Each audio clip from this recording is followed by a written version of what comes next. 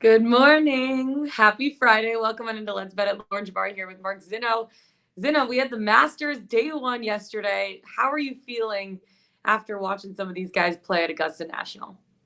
I thought Cam Smith had an incredible round. I mean, it's never good when you double bogey the first and double bogey the last, but when you put 8 birdies in between, obviously you're playing some really good golf. Props to Tiger. If you followed me on Twitter at Mark Zinno, you know that I thought you were setting your money on fire for betting on him. Comes out and shoots a 71, but there's still 54 holes left. And again, I said that about people who are betting on Tiger to not necessarily play top 10, 5, whatever it is. I think those may have been else. Nonetheless, I look at the way Tiger played. If he can hold it together for 54 more holes physically, he's got a shot to stay in contention. Yeah, we're going to get into that in a second. Lots to talk about today, a lot of different sports. We have a little bit of Masters recap, NHL Ice Picks, NBA coming down to the final few days of the regular season. We have Brian Scalabrine on to chat a little bit about that and break it down, what he's been seeing, what he expects to happen over these last couple of days. Then we have some MLB picks, and then we can't end without our Pickswise 3-star play of the day and our best bets of the day. So let's get right into it. Let's bet it. Zinno, let's talk about the Masters for a little bit because you mentioned Tiger. He impressed. Does he make the cut? Can he make the cut? I mean, he absolutely can, just given where he is in positioning to relation to the other golfers out there right now, being in the red. I think there's only like 9 or 10 guys, maybe a dozen guys who are in the red right now as far as the score is concerned. So he's got a great shot to make as long as he doesn't have a terrible second round. Here's the rub, though. The wind is expected to pick up heavily this afternoon at Augusta. Tiger had a morning tee time yesterday. He'll have an afternoon tee time today. And so those going out there in the afternoon are going to have a much different set of conditions out on the course than they did the day before. So it's going to be a lot more challenging. Again, I don't think Tiger's going to falter. As long as he putts well, he'll be okay. I mean, that's been his savior. His putting has been off the charts good. And as long as he continues to putt well, he'll be able to stay in contention to make the cut. Tiger's the most bet on golfer for the Masters, which is pretty incredible. I feel like everyone kind of just wants to see him succeed in this spot. You mentioned Cam Smith too. Cam Smith, Scottie Scheffler, they kind of show why they're favorites. What did you see from both those guys? Yeah, I mean, Scheffler looked really good. He was very consistent yesterday. I was on the wrong end of Jordan Spieth versus him yesterday in my first round bet. And Spieth looked like he was doing it happens. You know what? It happens. For a hot minute, but nonetheless, again, it happens. So regardless, it's Scheffler is playing like the number one player in the world right now. But also props to Sung Jae Im. I mean, leader at 5 under, and the round he put together yesterday, again, some excellent short game work from him.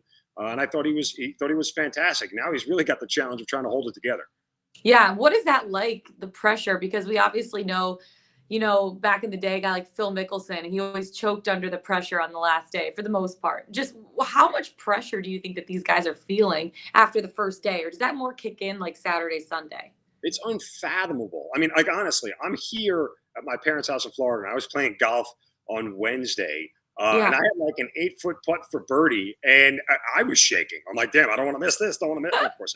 And there's absolutely zero pressure behind that. Yeah, and there's no money involved either. It's just personal pride, right? So, I mean, it's like the amount of pressure these guys and how they hold it together for 4 days in a row is just incredible. That's why I know. It really is. It really is. And especially at a place like Augusta National, which is a tough course to play, quick greens.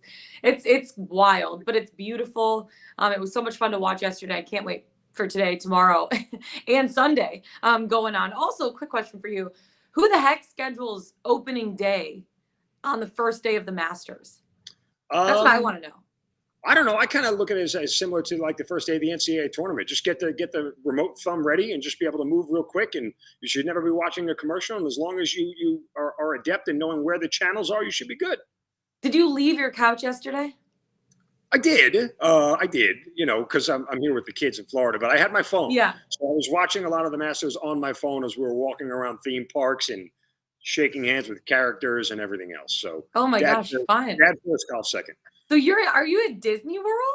Yeah, we're in the Disney area. Yeah, so we're doing a bunch of theme parks in the area. Oh, fun. I love that for you guys. Okay, let's get into some NHL talk because quite a few games on the slate. There still is 3-4 weeks left in the regular season for the NHL. I know I'm on a certain game tonight. I'm like loving the Boston teams today. So I'm just prefacing all my bets with the city of Boston. I got you today. You could go first though. Zeno, who you got? You're taking Minnesota and Seattle or St. Louis. Minnesota, St. Louis. Yeah, first period over here. You know how I love these Oh, first you period love the overs. first period overs. I do. Minnesota, third highest team for first period overs in the NHL this season at about a 63% clip. St. Louis above 500 on first period overs. I'm getting a good number at minus 138. Wild have struggled a little bit. I expect them to come out well offensively. St. Louis has played well as of late as well. So I think when you come off a situation where St. Louis played the Kraken the other night, you start to feel your oats a little bit offensively. Hopefully we get some goals early, but I like the number at minus 138 in both the teams involved. That's good. That's good. I'm looking at the Bruins Lightning game, and I don't know, fault me for saying this, but I kind of like the Bruins money line at plus 134 in this spot. I know they're the underdog. The Bruins won their last game in a 3-2 win. Now they're both tied at 93 points. The Bruins and the Lightning are. Now, the Bruins fell to the Red Wings. They looked sluggish. It wasn't necessarily their best game of the season. They didn't have it going defensively. They need to block a lot more shots to be able to beat a team like the Tampa Bay Lightning. And for the Lightning, they lost 2 straight. They fell to the Caps, and I was wrong on that one because I liked the Lightning money line in that spot. They need to pick it up too, but the Bruins struggled in their last 2 games. They can bounce back in this one. I think this is going to be an extremely tight game. The Bruins are allowing the 6th least amount of goals in the league, the 3rd least amount of shots. So defensively, they've been really, really solid. Offensively, Boston scoring 3.2 goals per game. And they're taking the 2nd most shots per game. So they're really peppering the other team's goaltender with a ton of shots. And I think they're going to be able to convert in this game and be able to find the back of the net. Now, Linus Ullmark is probably going to be between the pipes for the Bruins. He's 22-9-2 on the season, 2.63 goals against average. He was not great against the Wings. I think he's really going to want to bounce back in a spot like this. Like, I know Vasilevsky's going to be in net for this one. He's obviously a Vezina Trophy winner, 2.46 goals, allowing 2.46 goals per game. Last 2 games were 2 losses.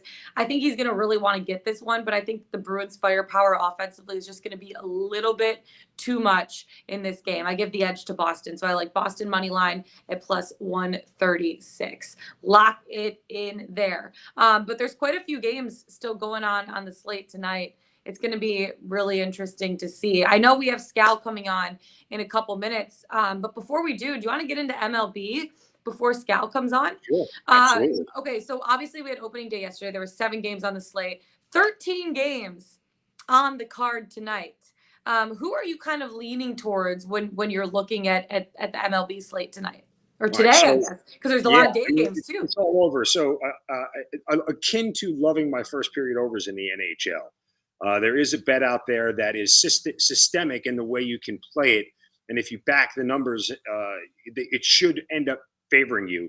And that's first innings runs scored. It's the first same innings runs scored. Yeah. I mean, if you set it over or under at a half, and obviously you can play the number of runs scored in the first inning for an exact number, but people seem to think that there are less runs scored in the first inning and the 9th inning. It's actually opposite. There are more runs scored in the first inning and in the 9th inning than in more Major League Baseball games than not. And so I looked at the Yankees Red Sox today in New York. You're going to get good temperatures in the mid 50s.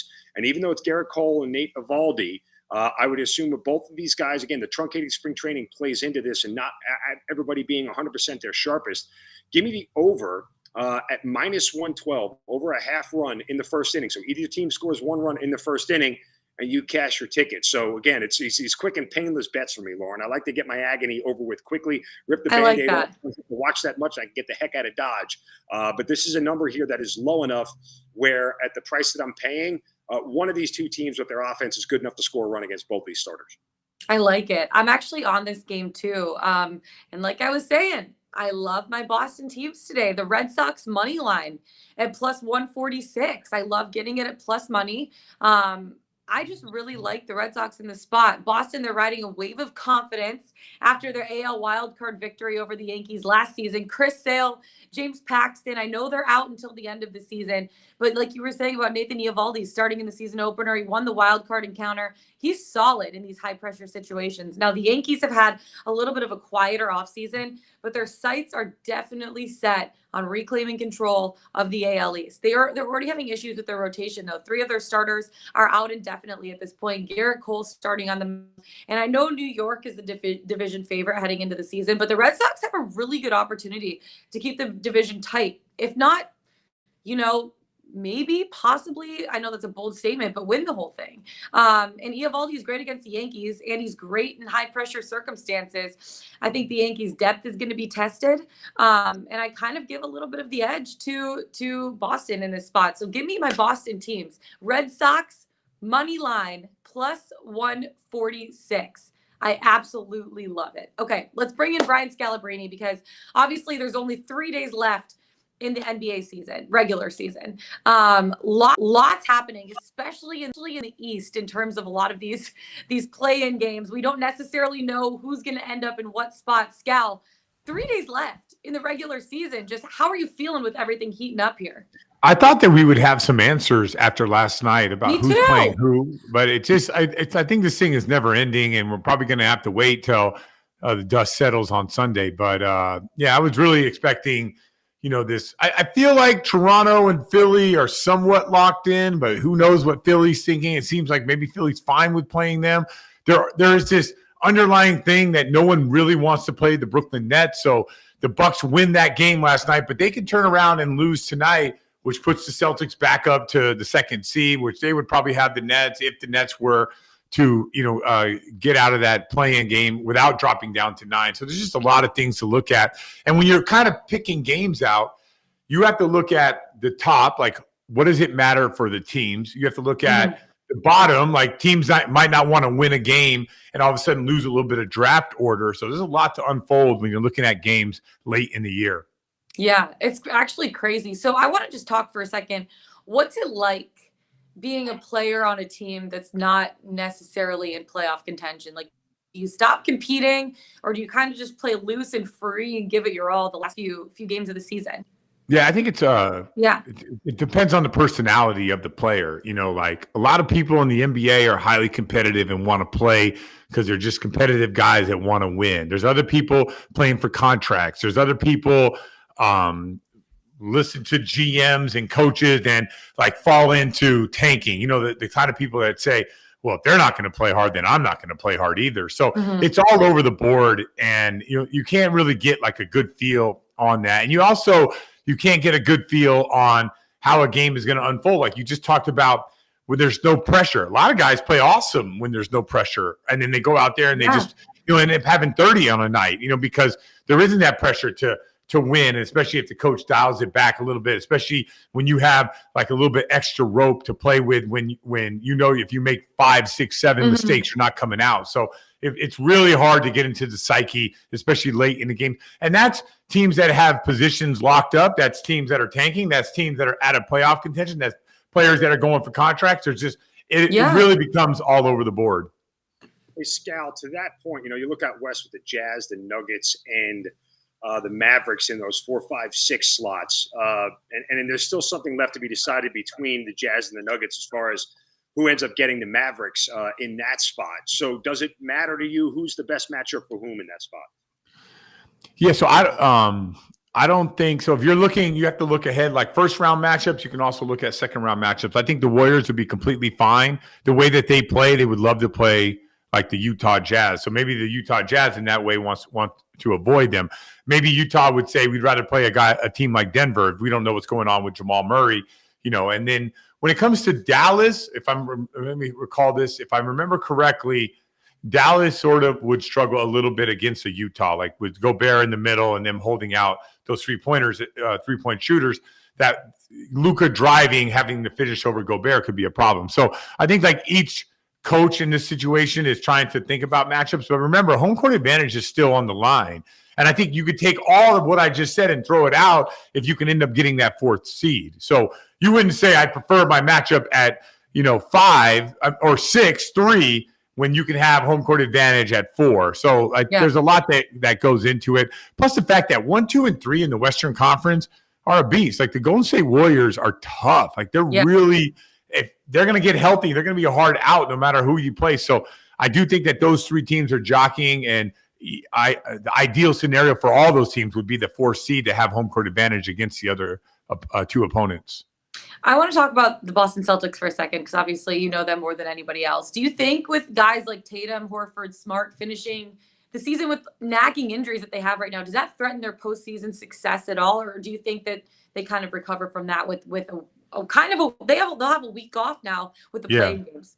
I think NBA players are like kind of a little superhuman when it comes to recovery. In a week for them is like a month for us, right? Or 2 months for us. So I do think like the way that the new playoff format is, it's like it's putting an extra emphasis on getting that top 6 seed so you can avoid this and get that week off. Not only do these players need like for their bodies, but when I played, the final game was on a Wednesday and playoffs started on a Saturday. You're coming in after a grueling season. You're coming in on Thursday. You're studying film.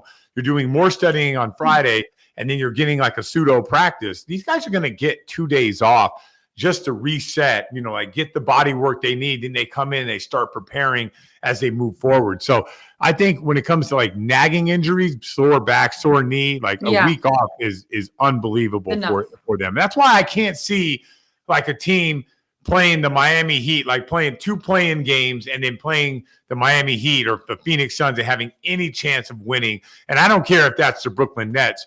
You're not playing 2 games that week and then preparing for the Heat and beating a number 1 seed. Oh, man. That is crazy. Zeno, are you good? Can you? No, yeah. I was going to ask Scal about tonight's in a game like the Hawks-Heat matchup. And this line has moved variably. It was at 4.5 last night, 2 this morning. Now it's at even Hawks laying a point. And a lot of this is what you referenced before with Miami having nothing to play for, the Hawks having everything to play for. As far as at least trying to get the Hawks have to go 2-0 and need Brooklyn or Cleveland to go 1-1 to get that 7 seed and get the home court advantage in the playing game. But handicap that for us. I mean, how much will Miami put an effort forth? Because this could possibly be a first round matchup for the Miami Heat. Yeah, for sure. I look at the Miami Heat shutting it down, keeping it close to the vest. Like they don't want to give everything up to the Atlanta Hawks if just in case they do match up.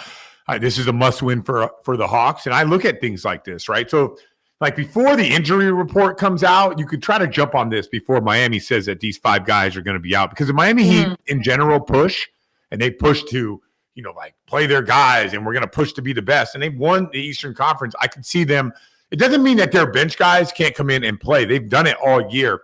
Their bench guys have been tough all season long, and they would take the win. They're not like in this situation where they don't want to win the game for draft purposes. So to me, this is I like Atlanta in this one. It's one of my better bets of the night. I think that Atlanta should win this game because they have a lot to play for.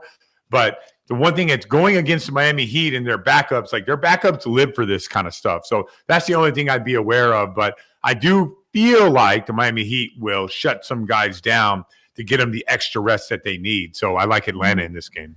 What about the Hornets? Obviously, they're playing for a lot too. Like all of these teams are kind of trying to like jockey between 7, 8, 9, 10. They're taking on the Bulls tonight. This is going to be a big game in Chicago. What are you expecting from this one?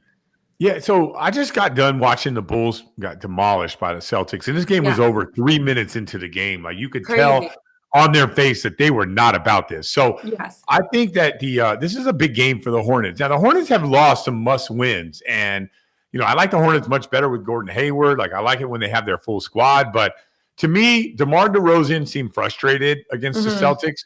And a lot of times, like frustration occurs when you're playing a little bit too much or you're on tilt. So I look for maybe DeRozan to shut it down. If outside of that, they don't have a lot of guys. Bulls are trying to salvage what they've done. They're not going to be able to move up. So look for the Hornets. If the Hornets are worth anything, they will have a strong first quarter in this game and figure out how to get over and at least make it like they can stay in the conversation of this, the 7-8. You want to you might not get it, but you want to be in that conversation. And so the Hornets need to win tonight for that to happen. So I like the Hornets today. I think what's the number at now? I thought it was at 2.5, right? Zeno, you got that for us? Hold on. Yeah, I'm right here. Give me 1 second. Scal, my computer broke, so I am on an iPad. I got it right here. Hornets are getting 2.5 against the Bulls. So I think the Hornets should win this game. But I do think the Hornets, they if they're worth anything this year, and if they're not like checked out saying we're not going to make the playing game anyways, we're not going to be able to beat these teams, they should win. So I have the psyche of Atlanta and the Hornets today, like trying to improve their position, because it's a big difference between playing in a 7-8 and one game to go versus like playing in a 9-10 and now you got to win 2 games. Like that's a big difference. So I look for both these guys, the Hornets and the Hawks, to like step up and be about what's going on right now, like trying to improve your position and give you the best chance of making the playoffs. Yeah, you look at – oh, no, go Zeno. I was going to say, don't forget, Brooklyn and Cleveland still have to play each other in that play-in tournament. That's going to be a huge game between the two of them to figure out, who's going to have a shot at that 8 seed, because I think the loser of that one probably is relegated to the 9 or the 10 seed. Yeah, I don't know. I don't love Brooklyn in this game, but every time Kevin Durant's just too good. Like I came out the other day, it was like, I love the Knicks in this game, like 5.5, and they should have won that game. But Kevin Durant is 17.5. I know. It's Kevin Durant is just too good of a basketball player at these times. Like with Cleveland, Cleveland could be up by 15, and Kevin Durant can walk down that lead in no time. And in the playoffs, I don't think that he's good enough to overcome like a Bucks or a Celtics or a Heat, right? But like in these type of games, it only takes like a moment for Kevin Durant to be such an alpha male on that court where everyone's like, dude, there's nothing we can do to stop this guy. He is that good right now. But the rest of the Nets, I could do without them, to be honest with you. Speaking of, who do you think the Nets match up better against, the Heat or the Celtics? Because, the Nets are plus 650 finals favorites, and the Celtics and Heat are 10-1, basically. But do you think if the Nets play either of those teams, they have a chance? Or do you think it's kind of like the Heat have the upper hand, the Celtics have the upper hand? Can you guys explain the betting world to me? Because I got the Nets no chance of beating the Celtics. Zero possibilities. So how are they a better finals favorite at plus 650 and the Celtics are at plus 1,000? Like explain the world of betting so I can like wrap my mind around it. Because of the public. The public will back the bigger names and the bigger players more consistently. As much as you know what Jason Tatum and Jaylen Brown are and how good they are, if you watch the league, Jaylen Brown doesn't move the needle like Kevin Durant and Kyrie Irving do. So the public will gravitate towards those names and those teams together. Plus, it's a New York market where there's more people who would back them up as public bettors. So they have to make the odds reflect that. Because if like everything lines up and the Nets were, let's say the Nets should be like a plus 1,500, right? Yeah. And more people are going to bet. So if everything lines up and they make it to the NBA Finals, like what, Vegas goes broke? Or like, you're nodding your head. Yes, that's why they set the line. Because if the more public a team is, the lower they have to make the odds because the liability and the risk that they're taking on by the sheer number of bets and volume. Gotcha. So here's, and I do a lot of this moving forward. I look at teams that I believe have a good chance of going to the Western Conference or Eastern Conference Finals, right? Like I got Memphis at plus 3,000. And because all they have to do is make it there. And then at that point, I have like this bag of money that I can toy with and hedge, right? So that's kind of the way I've been looking at all these things. So right now, like I'm going to load up on the Celtics. I think the Celtics could end up going to the Western Conference Finals. Now, I don't like them in the Bucks matchup, and I really don't like them not having home court. But there's a way to kind of like look at that and say, hey, at this point, and you can get out of you can make a bet at game 1, game 2, game 3, and just like having that. If the Memphis Grizzlies end up going to the Western Conference Finals, even if they don't go to the finals, I'm going to make a ton of money on that because there's a good chance that I make this much money, and there's a good chance that I just like come out just a little bit on top. So I'm always looking for teams early on with good odds to go to the finals. Now, I don't bet them to win. But I think there's always a team in there that will shock somebody and end up making it or be in the conference finals to go and end up, like having a good opportunity where you can hedge that bet. Scal, they call that the bettor's paradise. Hedge opportunities are the bettor's paradise. Yeah, well, I love those paradise. I love the betting paradise. Yeah. Scal, before we let you go, Cleveland, Brooklyn, Atlanta, Charlotte. Who finishes 7, 8, 9, 10? Ooh, my heart says feel. See, here's the problem. Cleveland's a better basketball team, but they got Kevin Durant. So I think Atlanta and Brooklyn will finish 7, 8. I think Brooklyn will finish 7. Atlanta will finish 8. I think Brooklyn has the tiebreaker over Atlanta. Yes. So Brooklyn, Atlanta, Cleveland, and Charlotte. Now, I'm not 100% sure on the tiebreakers between Charlotte and Cleveland, but I do think that that's how it's going to match up. So, Yeah. And that's going to be great. I think Trae Young and Kevin Durant would be awesome to watch, like in a play-in tournament. So that'll be a win. I'll probably pass on Cleveland, Charlotte. I mean, I'll watch it, but I'm not going to. I mean, it's going to be like people watch baseball, background noise to me, you know.